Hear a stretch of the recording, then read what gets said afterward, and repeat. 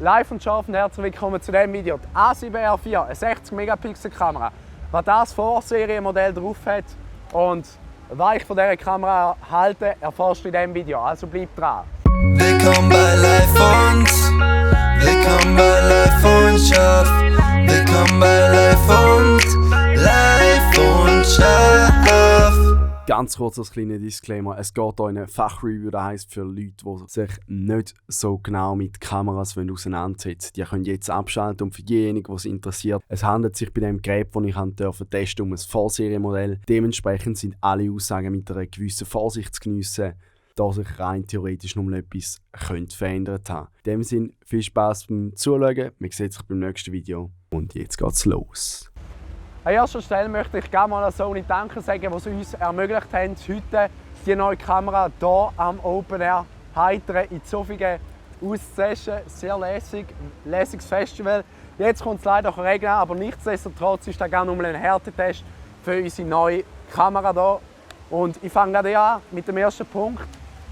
Im Thema Griffigkeit ist der Griff verbessert worden. Im ersten Moment, ich komme ja von der A7 III, habe ich gedacht, hei, er ist mir doch ein bisschen zu gross.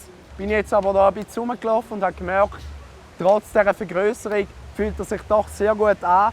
Und allgemein ist die Haptik nochmal verbessert worden. Die Räder sind leicht anders positioniert worden. Der Aufnahmeknopf für das Video sitzt nicht mehr ganz so fest am Sucher, was ich auch gut finde, weil vorher habe ich immer, wenn ich an den Sucher wollte, gerade auch noch meine Brille mit bekleckern, was jetzt ein bisschen weniger der Fall ist.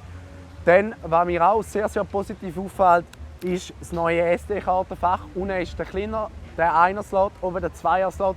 Und die beste Neuerung daran ist, Sony hat endlich, nach gefühlt unendlich vielen Jahren, auf den Pro Memory Dual Stick, den alten Stick von der Sony, verzichtet und setzt bei beiden auf UHS 2. Was nämlich auch bei dieser Kamera vonnöten ist die schnelle Speicherkarte. Am besten UHS 2.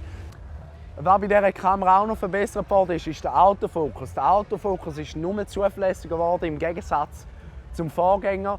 Des Weiteren habe ich jetzt im Video auch einen Augenautofokus, den ich vorher nur einen Gesichtsautofokus hatte. Die Serienbildgeschwindigkeit bleibt eigentlich bei 10 Bildern wie der Vorgänger. Aber wenn ich in Silent-Modus gehe, also ohne mechanischen Verschluss, dass man die Kamera nicht hört, dann reduziert es auf 7 Bilder in der Sekunde. Ist immer noch eine stattliche Zahl für 61 Megapixel. Aber schade, dass sich das minimiert hat. Nichtsdestotrotz finde ich es ein Hammergerät. Jetzt kommen wir zum Fazit. Diese Kamera finde ich für jemanden, der sich jetzt neues Sony-System einleben will und eine Main-Kamera R will, eine sehr gute Kamera. Wer ein bisschen aufs Budget will gehen, der soll eher auf die A7R III greifen. Ist auch immer noch ein Top-Modell. Kann ich jedem nur empfehlen. Die Griffigkeit ist auch vorhanden und es sind wirklich schlussendlich nur minime Unterschiede, die es einfach braucht, weil die Kamera mehr Auflösung hat. In diesem Sinne danke vielmals fürs Zuschauen.